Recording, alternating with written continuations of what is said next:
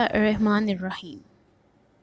ایسا تابوت جس کو یہودی تلاش کرتے پھرتے ہیں اور کہا جاتا ہے کہ اس کو حاصل کرنے والا دنیا فتح کر سکتا ہے۔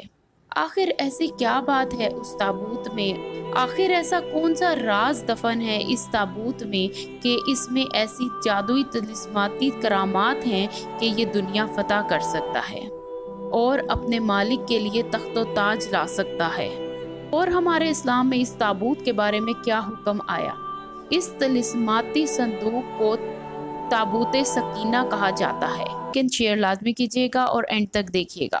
آیت کے مطابق یہ صندوق حضرت آدم علیہ السلام پر نازل ہوا تھا۔ آپ اسے جنت سے اس دنیا میں اپنے ساتھ لے کر آئے تھے اور ان کی وفات تک یہ ان کے ساتھ ہی رہا۔ حضرت آدم علیہ السلام کے بعد یہ ان کے بیٹے حضرت شیث علیہ السلام کو مل گیا۔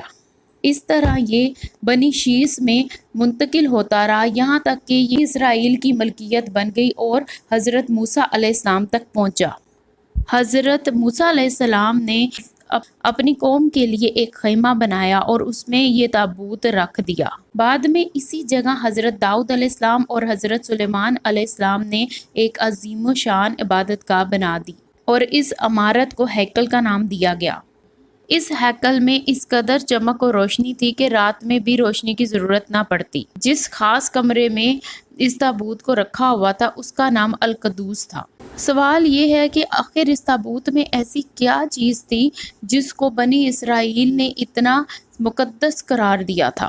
اس صندوق میں پیغمبروں کے تبرکات تھے، جن میں لوح قرآنی، ریت کی تختیوں کے ٹکڑے، من و سلوہ، حضرت یوسف علیہ السلام کا کرتا، موسیٰ علیہ السلام کا عصا اور امامہ اور حضرت سلیمان علیہ السلام کی انگوٹھی۔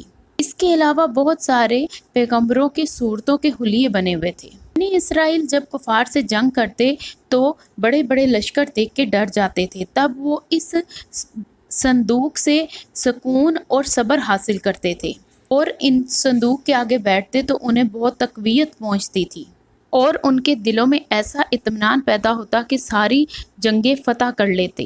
کوئی بڑی مشکل آنے پر اسی صندوق کو آگے رکھ کے اس کو وسیلہ بنا کے اللہ سے دعائیں کرتے اور ایسے ہی ہر آفت ٹل جاتی تھی۔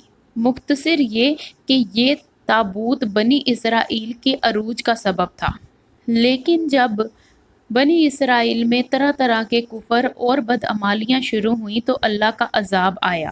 قوم عمالقہ نے بنی اسرائیل کی قوم کو تہس نہس کر دیا اور صندوق کو اٹھا کے لے گئے اور لے جا کر نجاستوں والی جگہ پر رکھ دیا۔ اس عمل سے ان پر ایسا اللہ کا غضب ہوا کہ تمام لوگ بیماریوں میں مبتلا ہو گئے اور ان کافروں نے بھی یہ مان لیا کہ یہ بے ادبی کا نتیجہ ان پر ظاہر ہو رہا ہے۔ انہوں نے صندوق کو بیلوں پر لاد کے بنی اسرائیل کی طرف ہانک دیا اور بنی اسرائیل کا وقار پھر سے لوٹ آیا۔ اس قصے کا ذکر سورہ بقرہ میں بھی آیا ہے۔ اللہ نے فرمایا کہ اور ان سے ان کے نبی نے فرمایا کہ اس کی بادشاہی کی نشانی یہ ہے کہ تمہارے پاس وہ صندوق آ جائے جس میں تمہارے رب کی طرف سے دلوں کا چین ہے اور کچھ بچی ہوئی چیزیں ہیں اور معزز موسیٰ و ہارون کی درگاہ ہیں، اسے فرشتے اٹھائے ہوئے لائیں گے، بے شک اس میں بڑی نشانیاں ہیں تمہارے لیے اگر ایمان رکھتے ہو۔ لیکن یہودی قوم پھر کفر میں ملوث ہو گئی اور تب ان پر بادشاہ بخت نصر ان پر قہر بن کے نازل ہوا۔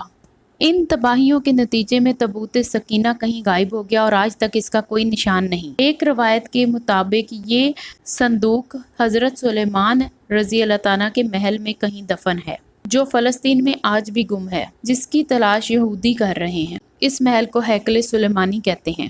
لیکن ایسا بھی ہے کہ جس دن تابوت سکینہ دنیا پر ظاہر ہوگی اس دن قوموں کی تاریخ بدل جائے گی اور جس قوم کے ہاتھ یہ تابوت ہوگی وہی تمام اقوام پر غالب ہوگی۔ جی دوستو، ویڈیو پسند آئے تو شیئر، لائک اینڈ سبسکرائب ضرور کیجیے۔ جی دوستو، اگلی ویڈیو میں ہم آپ کو ملکہ بلقیس کا تخت، اس کی پوری کہانی واضح کریں گے۔ لنک آئی کارڈ اور ڈسکرپشن میں موجود ہوگا، اس کو ضرور دیکھیے۔